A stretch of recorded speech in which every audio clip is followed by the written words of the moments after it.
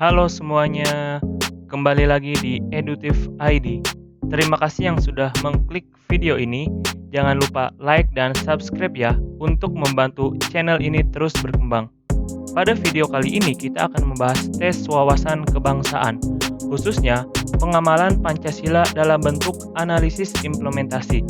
Soal analisis implementasi ini akan kita jumpai di tes CPNS nanti, karena lebih menekankan ke implementasi dan menganalisis tindakan-tindakan kita dalam mengamalkan Pancasila di kehidupan sehari-hari. So, mari kita bahas.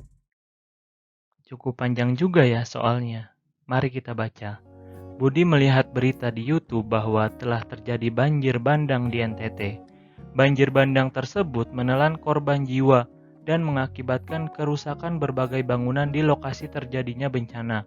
Budi merasa sedih dan berduka, sehingga Budi tergerak menyumbangkan sebagian hartanya untuk membantu para korban yang terdampak bencana. Tindakan Budi merupakan pengamalan Pancasila ke A1, B2, C3, D4, E5. Kira-kira apa ya jawabannya? Jawabannya B. Kenapa sih jawabannya sila kedua?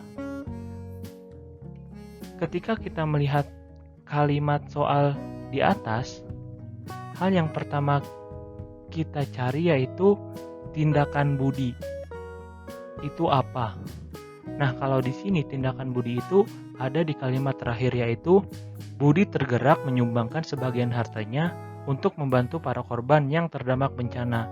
Nah, kalau kita kaitin dengan kemanusiaan yang adil dan beradab, menyumbangkan sebagian hartanya itu termasuk kegiatan kemanusiaan. Kebetulan juga di butir pengamalan Pancasila kedua ada yang namanya gemar melakukan kegiatan kemanusiaan, sehingga sudah bisa dipastikan ketika ada tindakan kemanusiaan di soal-soal tersebut, maka bisa dipastikan jawabannya adalah B.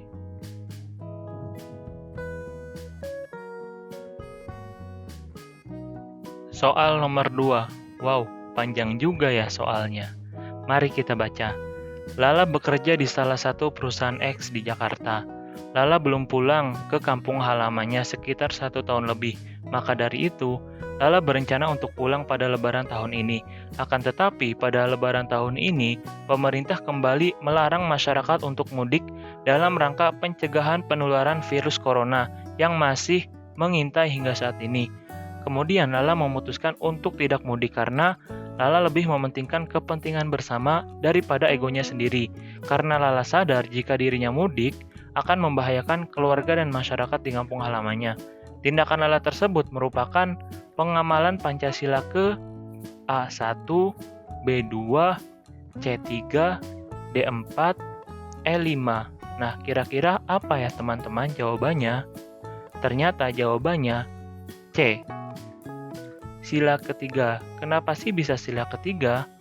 Jadi, ketika ada soal yang panjang biasanya di kalimat-kalimat akhir kata kuncinya, karena pada awal kalimat hanya menggambarkan situasi yang akan dihadapi, sedangkan kata kunci biasanya berupa tindakan. Kalau kita lihat di soal ini, kata kuncinya yaitu mementingkan kepentingan bersama daripada egonya, yang mana hal tersebut salah satu tindakan untuk membangun persatuan. Kemudian, sesuai juga dengan butir pengamalan Pancasila di sila ketiga, yaitu mampu menempatkan persatuan, kesatuan, serta kepentingan dan keselamatan bangsa dan negara sebagai kepentingan bersama di atas kepentingan pribadi dan golongan. Kalau di butir Pancasila ini, hal yang perlu digarisbawahi di soal ini yaitu kepentingan bersama di atas kepentingan pribadi.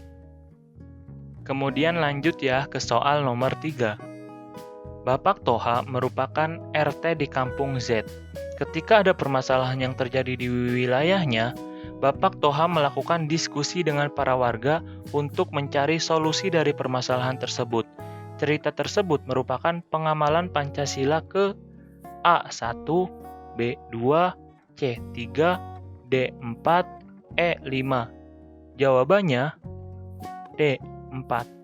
Kenapa sih? Biasanya kata kunci pada sila keempat terdapat kata musyawarah, diskusi, menghargai pendapat, menghargai keputusan bersama, dan mencari solusi bersama.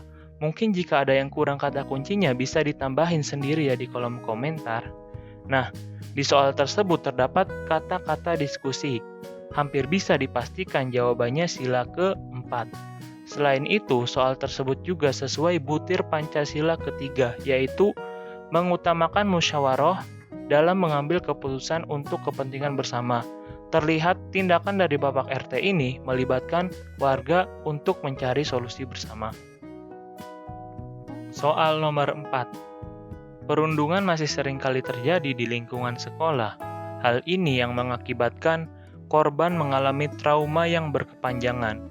Perundungan bertentangan dengan pengamalan Pancasila ke A1, B2, C3, D4, E5. Jawabannya B. Oke, kalau kita lihat di soal, permasalahannya yaitu perundungan atau bullying.